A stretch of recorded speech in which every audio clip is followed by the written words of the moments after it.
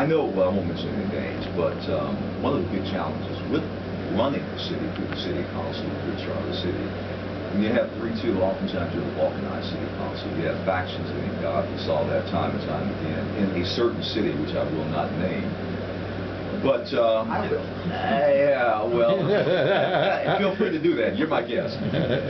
Bell, your working relationship with the council now, I mean, this is a smooth, streamlined operation where essentially things are put on the table, moving along. You don't have personalities and factional fighting. Or do you?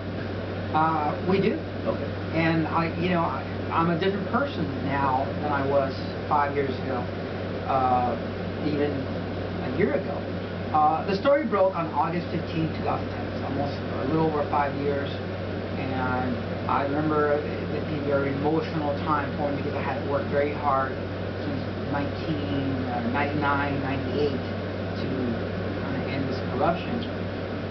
It's still fine with me that there's factions, and I'll tell you why, because the former officials were united, very united, and you get comfortable, and you start seeing a lot more shenanigans behind the scenes when a council works that close together and is controlled perhaps by one or two folks, if you will, you know.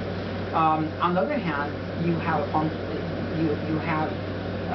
you have an extreme where you have a dysfunctional council, where they don't let the city manager do their professional work, assuming they are experienced and good city managers and well thought out, good reputation, they've brought up through the ranks. A dysfunctional council also will be, I'll just say it, dishonorable. Yeah. They'll be fighting on the dais. They'll be yelling at each other, calling each other liars, you know. And I've seen that, witnessed that. Right. Okay, let's shift a little bit now. When you're talking about name calling, finger pointing, almost fisticuffs, have to have the sergeant at arms come in. Finance and revenue. That got Bell national attention for the wrong reason. Now, let's fast forward. It's not 2010, it's 2015. Two parts to this, Nestor. First of all, is the city in the black financially at this point in time? All city services, police, fire, you name it, all city services, upkeep and maintenance. Fiscally, are you sound now? The question is, well, the answer is a little complicated.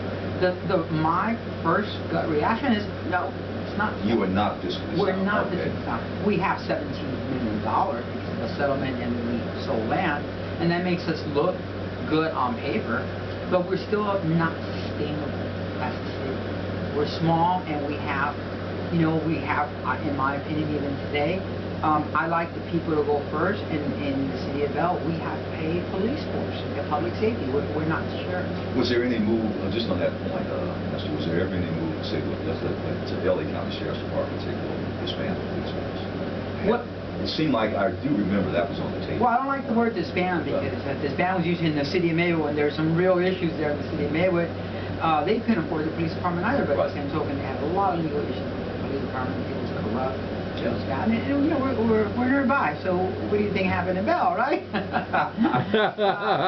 Side by side, come together. Yeah, on the positive note, and really, I don't like the word disband because what you do is transition. It would be a transition because these officers, employees of the police department, could get jobs in the sheriff's department if we were to go to sheriff's or another agency. City of Vernon is ready to contract with them. They're not residential there. They could expand their department. Hunting Park. All these cities that have these police departments. I think they have a police department, but they find it every day more difficult to sustain them, and fire departments as well.